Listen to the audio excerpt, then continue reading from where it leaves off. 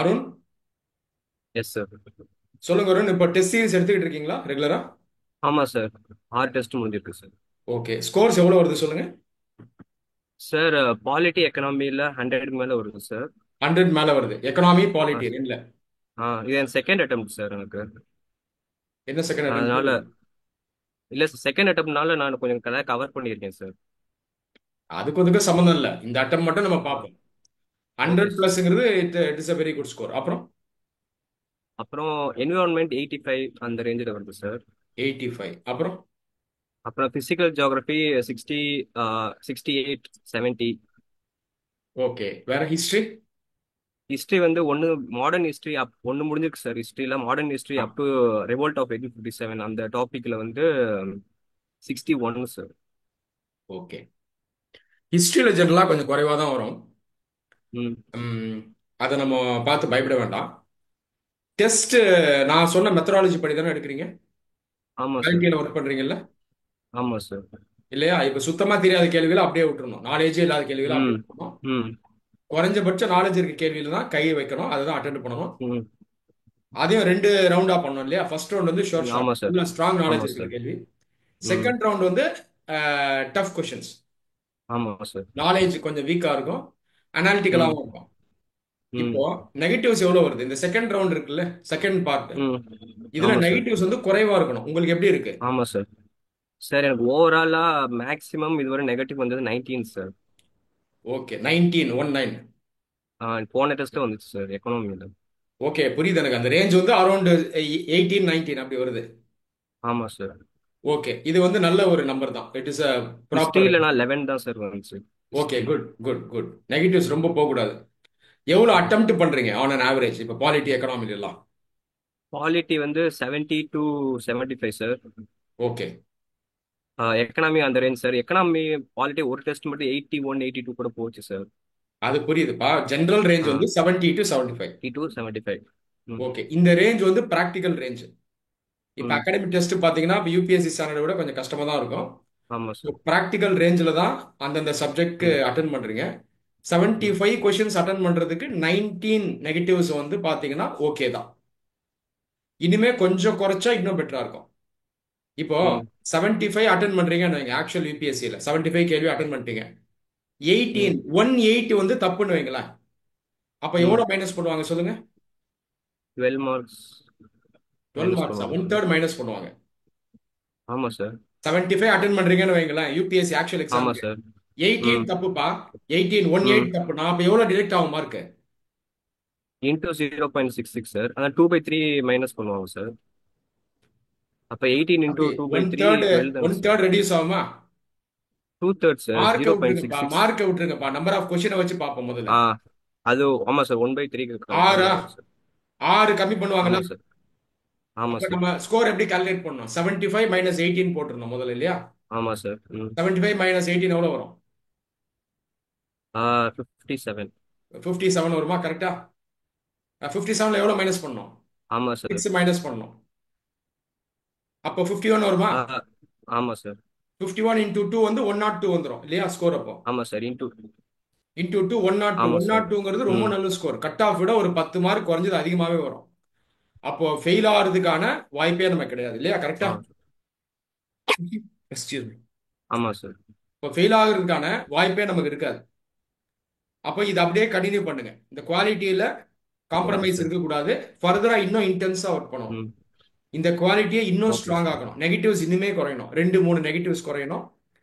தொடர்ந்து ரிவைஸ் பண்ணிட்டே இருக்கணும். ம். இன்னும் சிலபஸை கவர் பண்ணணும். ம். அதுக்கப்புறம் ஒரு ம். ஏப்ரல் 1க்கு அப்புறம் கொஞ்சம் அதிகமா அட்டெம்ப்ட் பண்றதுக்கு முயற்சி பண்ணலாம். 70 டு 75 ரேஞ்ச 75 டு 80 ரேஞ்ச் ஆக்கலாம். Actual actual okay sir. UPSC எக்ஸாம்ல தற்போதைக்கு நீங்க ட்ரெண்ட் பாத்தீங்கன்னா நம்ம இப்போ ஒரு 75 வரைக்கும் தான் அட்டன் ம். பண்ற மாதிரி இருக்கு. ஏன்னா கேள்விகள் வந்து அனாலிட்டிக்கலா இருக்கு, டஃப் ஆகியிருக்கு. டஃப்னா எல்லாருக்குமே ம். டஃப் தான். நம்ம அந்த ஸ்டாண்டர்டை புரிஞ்சுக்கணும். அப்போ இப்போதைக்கு நீங்க நல்லா தான் பண்றீங்க, அப்படியே கண்டினியூ ம். பண்ணுங்க. ஸ்பெசிஃபிக்கா ஏதாவது சப்ஜெக்ட்ஸ்ல பிரச்சனை என்னதா ஓகே இருக்கா? சார். இந்த சப்ஜெக்ட்ல எனக்கு பிரச்சனை, இதை ஹேண்டில் பண்ண முடியல, அப்படி ஏதாவது பிரச்சனை இருக்கா?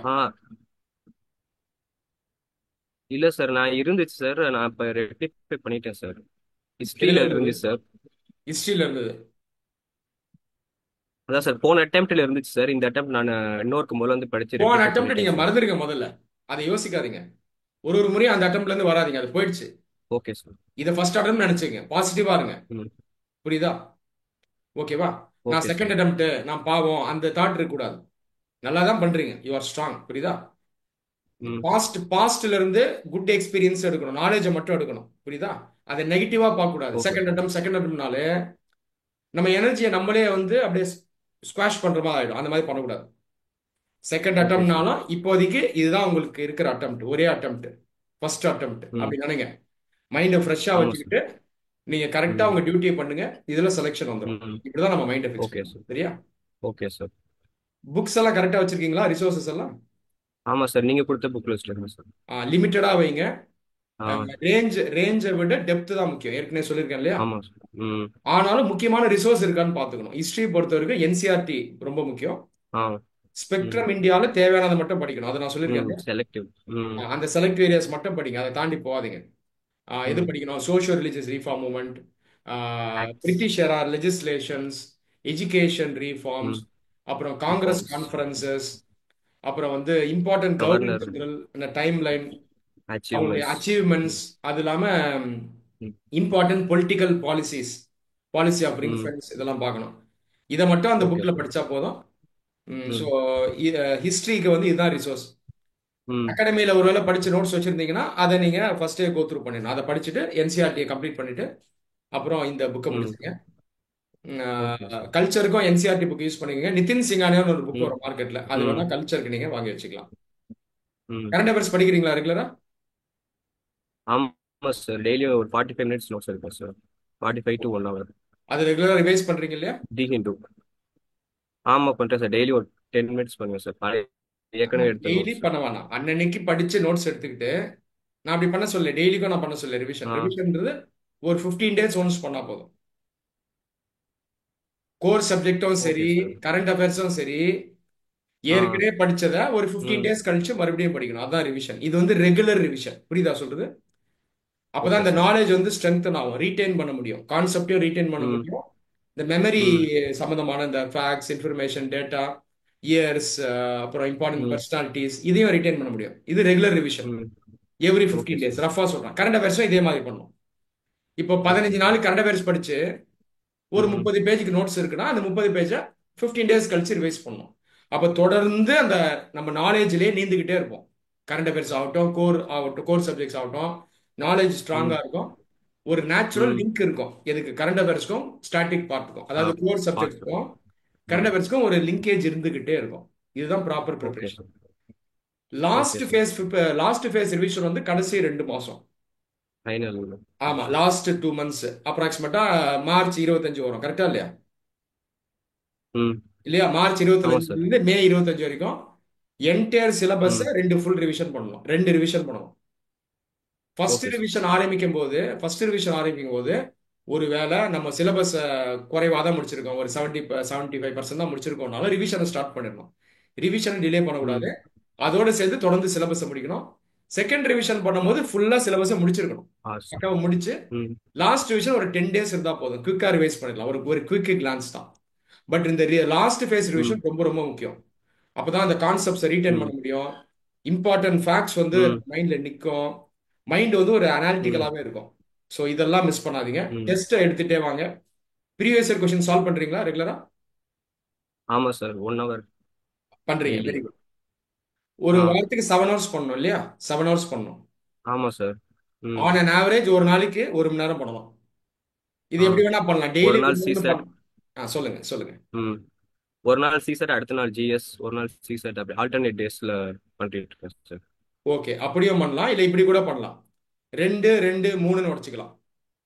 ஒரு வாரத்துக்கு 3 நாள். உதாரணத்துக்கு மண்டே ஓகே 2 சார். மணி நேரம் ஜிஎஸ், ம். ம்.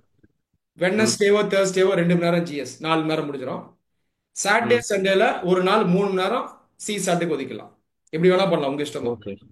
டெய்லி ம். 1 hour GS plus C SAT, 4 ம். நாள் ஜிஎஸ் 3 நாள் சி சாட்னு பண்ணாலும் சரி, இல்ல 2+2+3 உடைச்சு உடைச்சு பண்ணாலும் சரி. ஆக மொத்தம் 7 ஓகே hours சார். ஒரு வாரம் பண்ணிருக்கணும் கண்டிப்பா. ஏன்னா ம். லாஸ்ட் 4 months வந்து previous year question regular solving பண்ணணும், மாடல் டெஸ்ட் சீரிஸும் எடுக்கணும். இது ரெண்டும் ரொம்ப ம். முக்கியம். ஜிஎஸ் ஓகே பொறுத்த சார். வரைக்கும் ஒரு 2013 இருந்து வாங்க ப்ரிலிம்ஸ்க்கு. ம். சிசாட் பொறுத்த வரைக்கும் 11ல இருந்தே வரணும். 11. கரண்ட் அஃபேர்ஸ் கேள்விகளை விட்டுறணும், அதெல்லாம் ரொம்ப மண்டை விட்டுறணும். உடைச்சு கூடாது. அது இல்லாம கோர் ம். சப்ஜெக்ட்ஸ்ல கரண்ட் அஃபேர்ஸ் அல்லாது கோர் சப்ஜெக்ட்ஸ், உதாரணத்துக்கு எக்கனாமி, ஹிஸ்டரி, ஜியாகிரபியில ஒரு சில கேள்விகள் ரொம்ப ஃபேக்சுவலா இருக்கும் இல்லையா, கேள்வி படாத மாதிரி இருக்கும் கரெக்டா ம். இல்லையா. விட்டுறணும். அந்த ஆ. கேள்விகளை ரொம்ப விரட்டக்கூடாது. ஏன்னா இந்த மாதிரி ம். கேள்விகளை ரெகுலரா யூபிஎஸ்சி வைக்கும். ம். ஆனா இது வந்து இப்ப இந்த கோர் உள்ள அந்த அளவுக்கு வராது. இல்லையா, ம். இன்னர் சர்க்கிள்ல வராது, அவுட்டர் சர்க்கிள்ல வரும், அந்த ஓகே. மனப்பாடத்துல ம். வரும். ஆனா நிறைய ஸ்டூடெண்ட்ஸ் பண்ற தப்பு, இதுல ஃபோக்கஸ் பண்ண ஆரம்பிச்சிருவாங்க. கேள்விப்படாத ஒரு ம். பேரா இருக்கு, இதை நம்ம ஸ்பெஷலா படிப்போம், இந்த மாதிரி நிறைய ம். தெரிஞ்சுப்போம், இதை வச்சு நம்ம ம். பாஸ் பண்ணலாம்னு சொல்லி இதுல கவனத்தை அதிகம் செலுத்தி மனப்பாடம் பண்ண ம். ஆரம்பிச்சு இன்னர் சர்க்கிள்ல இருந்து வெளியே போயிடுவாங்க, அவுட்டர் சர்க்கிளுக்கு அதிகமா போயிடுவாங்க. அந்த தப்பை பண்ணக்கூடாது. புரியுதா? அப்போ ப்ரிப்பரேஷன் இன்டெகிரேட்டடா இருந்தாலே நமக்கே தெரியும். ஓகே, எக்கனாமில 2 கேள்வி வந்திருக்கு, ரொம்ப ஃபேக்சுவலா இருக்கு, ஏதோ ஒரு ரிப்போர்ட், கேள்விப்படாத ரிப்போர்ட், யூரோப்பியன் யூனியன் கூட தான் சொல்றாங்க, நான் படிச்ச மாதிரியே இல்லையே கரண்ட் அஃபேர்ஸ்ல. அப்போ இந்த ம். கேள்வி எல்லாருக்குமே டஃபா தான் இருக்கும், மனப்பாட ரீதியான கேள்வி. அதை முடிஞ்ச ம். வரைக்கும் நான் கவர் பண்றேன், இல்லைன்னா அது போட்டோம், இப்படி நான் புரிஞ்சுக்கணும். ஹிஸ்டரியில ஓகே சார். ஹிஸ்டரியில வந்து ஒரு கேள்விப்படாத பேருங்க, ஏதாவது ஒரு ஆபீசர், ஹர்ஷவர்தனா பீரியட்ல இருந்திருக்காரு. என்சிஆர்டி ம். புக்ல நான் படிச்சிருக்கேன் நிறைய ஆபீசர் பேரு, ஆனா இந்த ஆபீசர் நான் கேள்விப்படவே இல்லை. அப்பயும் மைண்ட் ஸ்ட்ரைக் ஆகும், ஓகே இது ரொம்ப ம். கஷ்டமான கேள்விதான், ஹைலி ம். ஃபேக்சுவலா இருக்கு, யூபிஎஸ்சி இந்த மாதிரி கேள்விகளை வைக்கும், இதை பத்தி நான் ரொம்ப கவலைப்பட வேண்டாம் அப்படின்னு நம்ம புரிஞ்சுக்கணும். அப்போ ஓகே அந்த சார். ப்ரிப்பரேஷன் வந்து நான் ப்ரோஆக்டிவா உணரணும், நான் எங்க இருக்கேன், எக்ஸாம் புரிஞ்சுக்கிறேன்னு உணர்ந்து அந்த அந்த ரியலைசேஷன்லேயே பண்ணணும், எதையுமே மெக்கானிக்கலா பண்ணக்கூடாது. நம்ம ப்ரிப்பரேஷன் நம்ம கண்ட்ரோல்ல இருக்கணும், ரைட்டுங்களா? அது இருக்கான்னு பாத்துருங்க. ம். Okay sir. வேற ஏதாவது டவுட்ஸ் இருந்தா கேளுங்க, நான் ஆன்சர் பண்றேன். Okay sir. இப்ப இது நீங்க இது ரியல் டைம் எக்ஸிகியூஷன் அந்த வீடியோல ஒன்று சொல்லியிருந்தீங்க சார். ம். எக்ஸாம் டெஸ்ட் சீரிஸ் எப்படி எக்ஸிக்யூட் அதுல வந்து, அதாவது எக்ஸாம் வந்து கொஷின் லெவல் வந்து டிஃபிகல்ட் லெவல் மாடரேட் இருந்தா 80, ஆ, அதை பெஞ்ச் மார்க்கை வச்சுக்கிட்டு சப்போஸ் ஸ்டஃபா இருந்தா குறைச்சிக்கணும் அப்படின்னு சொன்னீங்க சார். அதுக்கு ஈஸியா இருந்தா அதுக்கு மேல கூட போகலாம் அப்படின்னு சொன்னீங்க சார். ஆமா. அது நேச்சுரலா நீங்க சொன்ன அந்த ஃபார்முலா அப்ளை பண்ணா அது வந்துரும்ல சார்? ஆமா, ஃபார்முலா அப்ளை பண்ணா வந்துடும். இப்போ நாங்கெல்லாம் ம். எக்ஸாம் எழுதும்போது ம். 2012 வரைக்கும் எப்படி இருக்கும்னு பார்த்தீங்கன்னா, நல்ல ஸ்ட்ராங் ஸ்டூடெண்ட்ஸ் ரெகுலரா மெயின்ஸ் எழுதுறவங்க 85 ம். கிட்ட போயிடுவாங்க கண்டிப்பா, அட்டென்ட் பண்றது 85 டு 90. என் ஃப்ரெண்டு ஒருத்தர் செல்வன் அவர் பேரு, அவர் நிறைய மெயின்ஸ் எழுதினாரு, 2 இன்டர்வியூ போனாரு, அவர்லாம் 95 அடிப்பார். அது ம். அவருடைய ஒரு ஸ்ட்ராட்டஜி, அவருடைய ஒரு ம். டாக்டிக்ஸ் அது. நான் எப்படி ம். பண்ணுவேன்னா ரொம்ப போக மாட்டேன். ம். 2012 வரைக்கும் பாத்தீங்கன்னா, நம்புறீங்களோ இல்லையா, 55 கேள்வி தாங்க பண்ணுவேன், ஆனா கரெக்டா பாஸ் ஆயிடுவேன். 55 தான் பண்ணுவேன். எனக்கு தெரியும் குவாலிட்டி. அதுல வந்து குவாலிட்டி இருக்கும், மேக்ஸிமம் ஒரு 3க்கு மேல நெகட்டிவ் போகாது. ஆனா 2013-14 எப்படி பண்ணா இன்க்ரீஸ் பண்ணிட்டேன், 75 அந்த ரேஞ்சுக்கு போயிட்டேன் கொஞ்சம். ஓகேங்களா. அப்ப நான் வந்து ஸ்டூடெண்ட்ஸ்க்கு சொல்றது, என் ஸ்ட்ராட்டஜியை ஃபாலோ பண்ணுவேன். 55 ஸ்ட்ராட்டஜி வேணாம், அது ரிஸ்கி. அது ம். ரொம்ப கான்ஃபிடண்டா இருக்கணும். நீங்க வந்து பிராக்டிக்கலான ஸ்ட்ராட்டஜி, அது வந்து அரௌண்ட் இன்னைக்கு இருக்கிற எக்ஸாமினேஷன் ட்ரெண்டுக்கு பாத்தீங்கன்னா பிட்வீன் 72 டு 78 வரும், அப்ராக்சிமேட்டா சொல்றேன். 72 ம். டு 78 மீன் பாத்தீங்கன்னா 75 மீனா வச்சுக்கலாம். 75ங்கிறது ஒரு அப்ராக்சிமேட் ஃபிகர். ம். ஆனா இதுமே ம். ஃபிக்ஸ்டு கிடையாது, நமக்கு தெரியாது. இந்த ம். வருஷம் கேள்விகள் வந்து ஒரு ரிலேட்டிவா ஈஸியா வந்தா ஒரு 80 கிட்ட கூட போகலாம், கரெக்டா இல்லையா? ஒருவேளை ம். மறுபடியும் வந்து அனாலிட்டிக்கலாவே கேட்கறாங்க, கொஞ்சம் டஃபா இருக்குன்னா எல்லாருக்கும் ம். டஃப், அப்ப கொஞ்சம் குறைச்சிக்கணும், 70 72க்கு வந்துடும். அதனால நம்பரை ஃபிக்ஸ் ஓகே சார். பண்ணாதீங்க, எப்படி ஒர்க் ஒர்க் ம். ஆகுது, ஹவு எக்ஸாம் ஒர்க்ஸ்ன்றதை தெரிஞ்சுக்கிட்டா ஈஸியாயிடும். அதான் சொல்றேன். அப்போ ஓகே ஃபார்முலா சார். அப்ளை பண்ணிட்டீங்கனாலே, நம்ம இந்த ஃபார்முலா ம். நமக்கு ம். தெரியும் இல்லையா, சுத்தமா தெரியாது கேள்வி ம். எடுக்கணும், அப்புறம் ஷோர் ஷார்ட் ம். ஃபர்ஸ்ட் போகணும், அப்புறம் tough category. Second analytical tough. ம். இந்த ஃபார்முலாவை அப்ளை பண்ணிட்டாலே இந்த டெஸ்ட் சீரீஸ்ல இருந்தே ம். நமக்கு தெரிஞ்சிடும். அகாடமிக் டெஸ்ட் குவாலிட்டிக்கு ஏற்ற மாதிரி இந்த நம்பர் வரைக்கும் தான் போனா நமக்கு தெரிஞ்சிடும். அப்படியே ம். அதை யூபிஎஸ்சியில் அப்ளை பண்ணி விட்டுலாம். Okay sir. புரியுதுங்களா? அது உங்களுக்கே தெரிஞ்சிடும் ஈஸியா. இப்போ அகாடமியில ஜென்ரலா இப்பெல்லாம் டஃபா தான் வைக்கிறாங்க யூபிஎஸ்சி எக்ஸாம் விட. இப்போ ம். வந்து நீங்க ஒரு 70 டு 75 தான் அங்க போக முடியும். ம். கொஞ்சம் ஏப்ரல் மாசம் தாண்டி ஒரு 78 கிட்ட போவீங்க. ஓகேங்களா? ம். யூபிஎஸ்சியில இன்னைக்கோட ட்ரெண்டும் இப்படிதான் இருக்கு, 72 டு 78 தான் இருக்கு. ஒருவேளை யூபிஎஸ்சி கேள்வி இந்த முறை கொஞ்சம் ஈஸியா இருக்கு அப்படின்னா கொஞ்சம் அதிகம் பண்ற மாதிரி இருக்கும், அது உங்களுக்கு அங்க போய் தெரிஞ்சிடும். அங்க போய் கொஸ்டின் ஓகே பேப்பர் சார். வாங்கும்போது தெரிஞ்சிடும். ஃபர்ஸ்ட் 3 மினிட்ஸ் என்ன சொன்னாங்க, கொஸ்டின் பேப்பரை கோ த்ரூ பண்ணணும். கேஜ். ம். கேஜ் பண்ணணும். உள்ளெல்லாம் ரொம்ப போக வேண்டாம், ரஃபா கோ த்ரூ ம். பண்ணா போதும், ஒரு கான்ஃபிடன்ஸ் வந்துடும், பயம் போயிடும். அதை தாண்டி ம். கேள்விப்படாத விஷயங்கள் இருந்தாலும் நம்ம மைண்ட் பயப்படாது, ஏன்னா எனக்கு கஷ்டம்னா எல்லாருக்கும் கஷ்டம் தான். அதனால பயப்படாதீங்க, பயத்தால எதுவுமே பண்ண முடியாது. இந்த பீரியட் தான் ம். Golden period. இந்த ம், பிப்ரவரி டு மே இதுல வந்து நம்மளுடைய ஸ்ட்ரென்த் இருக்கு இல்லையா, அது ம், நம்ம ரியலைஸ் பண்ணணும், நம்மளை நம்ம ரெஸ்பெக்ட் பண்ணணும், பயப்படக்கூடாது. இந்த ஸ்ட்ரென்த்தை ம், எப்படி அப்படியே கொண்டு போய் ஒரு ஆஃபீஸர் ஆகுது. இதுல ம், நமக்கு சில வீக்னஸும் இருக்கும். அந்த வீக்னஸை எப்படி ஓவர் கம் பண்றது. ம், வீக்னஸ் வந்து இப்போ உங்களை மாதிரி கேண்டிடேட்ஸ்க்கு பார்த்தீங்கன்னா பெருசா இருக்காது, ஏன்னா நீங்க நாலேஜ்ல ஸ்ட்ராங்கா இருக்கீங்க, யூ ஆர் சீரியஸ் கேண்டிடேட். உங்களுக்கு ம், வீக்னஸ் என்னவா இருக்கும்னா பயம், தேவையில்லாத பயம், ஆங்ஸைட்டி, ம், புரியுதா? அது இல்லாம ஓ, ஊர் உலகம்லாம் பல விஷயத்த செய்ய சொல்லுது, அதை நம்ம பண்ணலாமா, இப்படி எல்லாம் மைண்ட் இருக்கும். இதுல எல்லாம் போகக்கூடாது. ம், இதை பண்ணாம இருந்தாலே போதும். நான் அதை பல முறை சொல்லியிருக்கேன் ம். இல்லையா, உங்க எல்லாருக்குமே சொல்லுவேன். ஆமா சார். இன்னைக்கு இந்த இன்டர்நெட்டுங்கிறது ஐஏஎஸ் எக்ஸாமுக்கு மெயின் பிளாட்ஃபார்ம் ஆயிருச்சு. நாங்க படிக்கும்போது எங்களுக்கு ஒரு blessing என்னன்னா இதெல்லாம் கிடையாது. ஆனா ம், எங்களுக்கு வேற மாதிரி பிரச்சனை இருந்தது. எங்களுக்கு சொல்லித்தர ம், ஆள் இல்லை. இப்ப என்ன மாதிரி எல்லாம் கைட் பண்றதுக்கு அப்ப யாரும் இல்லை. ஐ எம் நாட் ம், பிளேமிங் எனி ஒன். அப்போதைக்கு அந்த மாதிரி இருந்தது. உங்களுக்கு எப்படி இருக்குன்னா இப்ப சொல்லித்தர நிறைய பேர் இருக்கும். உங்களுக்கு இன்டர்நெட் வந்து ஒரு டபுள் எட்ஜ் ஸ்வாடா இருக்கு. அதனால நம்மள உணரணும். ஓகே, ரியாலிட்டி இதுதான். ம், ஓகேவா? நமக்கு நிறைய ரிசோர்சஸ் இருக்கு, ஆனாலும் நம்ம மைண்ட் வந்து தேவையில்லாம அலமோதும். அதை கண்ட்ரோல் பண்ணணும் அப்படின்னு சொல்லிட்டு நம்ம மைண்டை கண்ட்ரோல் பண்ணி நம்ம ஸ்ட்ரென்த்ஸை வந்து ம், ஃபர்தரா ம், கன்சாலிடேட் பண்ணி வீக்னஸை ஓவர் கம் பண்ணி நம்மளை நம்மளே ம். மோட்டிவேட் பண்ணி ப்ராக்டிக்கலா ஒர்க் பண்ணிட்டே இருக்கணும். அவ்வளவுதான். ஓகே நீங்க சார். கரெக்டா பண்ணிட்டு நீங்க அன்னைக்கு ம், படிச்சு முடிச்சுட்டு அப்படியே சும்மா மெடிடேட் பண்ணி பாருங்க. அப்படியே ஃப்ரீயா உட்காந்து நீங்க வீட்டு மாடியிலயோ இல்லை ம், பெட்ரூம்லயோ அப்படியே உட்காந்து யோசிச்சீங்கன்னா ம், உங்களுக்கே தெரியும் நான் கரெக்டா தானே இருக்கேன். இதை தாண்டி ம், ஒன்றும் பெருசா பண்ண வேண்டாம். அதை தாண்டி ம், எதாவது பண்ணணும் அப்படின்னா நமக்கே தெரியும். ஏதாவது ஒரு ம், சப்ஜெக்ட்ல மேபி ஒரு 2 3 டாப்பிக்கை முடிக்காம இருந்திருப்பேன், அதை மேபி நான் கவர் பண்ணலாம். அல்லது ஒரு சப்ஜெக்டை சரியா ரிவைஸ் பண்ணாம இருந்திருப்பேன், அதை பண்ணலாம். இல்ல ஒரு சப்ஜெக்டை படிக்கிற முறையே தவறா இருக்கும். உதாரணத்துக்கு ம், ஜியோகிராஃபி பார்த்தீங்கன்னா நான் வரைஞ்சு படிச்சிருக்க மாட்டேன். இதெல்லாம் என் ம். மைண்டே எனக்கு சொல்லும். உட்காந்து கண்டெம்ப்ளேட் பண்ணும்போது என் மைண்டே சொல்லும். அந்த கண்டெம்ப்ளேஷன்ல மட்டும் ஈடுபடுங்க போதும். கண்டெம்ப்ளேஷன்ல ஈடுபட்டாலே நமக்கு வந்து மைண்ட் கரெக்டான இதுக்கு வந்துடும், பாத்துக்கு வந்துடும். இவ்வளவுதாங்க, அவ்வளோ. ஆக்சுவல் யூபிஎஸ்சி எக்ஸாம் வந்து ஒரு எக்ஸாமாவே இருக்கக்கூடாது. இந்த மாடல் டெஸ்ட்லயே நம்மளை நம்மளே ஸ்ட்ரெங்தன் பண்ணிக்கணும். சொல்றது புரியுதா உங்களுக்கு? எக்ஸ்கியூஸ்.